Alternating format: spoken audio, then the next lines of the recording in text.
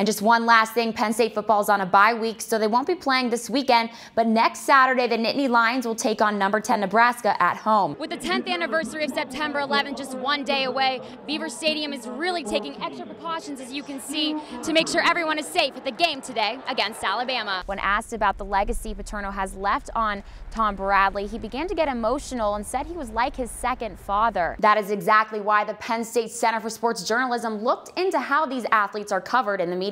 Now the study is being released publicly for the first time today, right here on In the Game. Gloria Lipkin is a breast cancer survivor, and she appreciates Panera's and other businesses' efforts to raise awareness. But you'll be shocked to find out just how young these kids are that are taking medicine every single day. The national and local media are surrounding Beaver Stadium, all here covering the Jerry Sandusky sex allegations and the other allegations involving Penn State administrators. Interim coach Tom Bradley is trying to focus for the game on the field this Saturday, but there's no denying the whirlwind controversy surrounding the football program off the field. It's really just a tough situation for everyone. But although these allegations are a devastating blow for the players and entire Penn State community, safety Nick Suke wants people to know that they will play their hardest for Paterno and the school this Saturday. Once you put the helmets on, you're not even thinking about anything that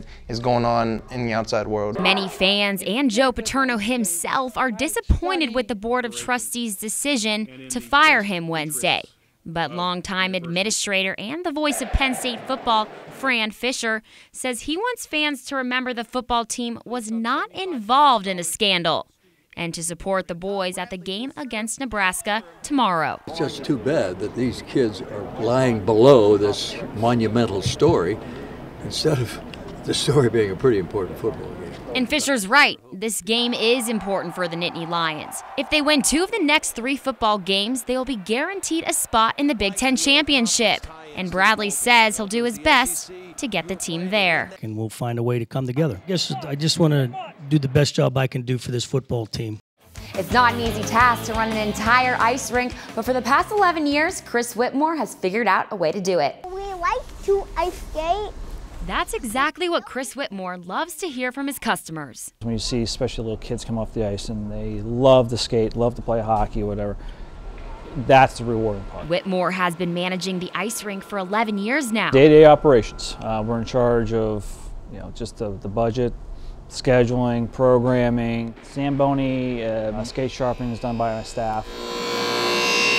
And although it takes a lot to run an ice arena, Whitmore does much more than just that. His most important goal is customer satisfaction, making sure everyone's happy, whether that be a figure skating parent or a hockey parent, making sure that they have the best experience here at the ice rink. Customer service, that's the #1 thing that we have to take care of. So obviously without the customers, I'm not here.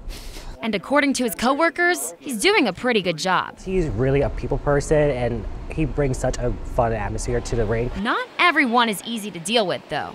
The hardest part is sometimes telling a parent, yeah, we can't bend this way when we have one sheet of ice, so it's only what we have is what we can give you. But having just one ice rink is soon to be a problem of the past. Whitmore, along with members of the Penn State Board of Trustees, is in the process of designing and organizing the plans for the new Pagula Ice Arena, which is set to be completed by the fall of 2013. We have 2 sheets of ice to deal with instead of just 1 sheet that we have now. Everything is bigger, better, and greater, right? Whitmore thinks it will bring more attention to the Penn State men's and women's hockey teams. And with new coach Guy Godowski, he thinks the Icers have a chance to go far. Right now they're doing very well. It's there for the taking, if you want to say it that way. The NFL is already showing their support for Breast Cancer Awareness Month. Players, coaches, and even refs sported their pink gear this past Sunday. But they're not the only ones spreading the importance about testing and early detection.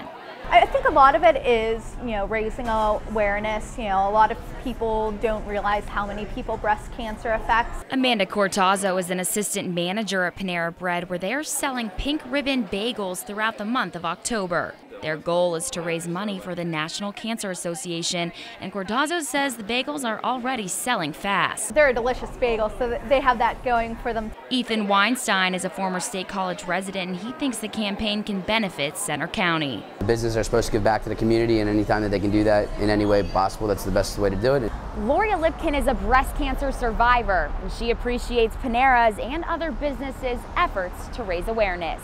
There's so much that's been done in the last 10 years, which I know because of my luck at having cancer 4 years ago. Lipkin's good friend, Pat Campolongo, agrees.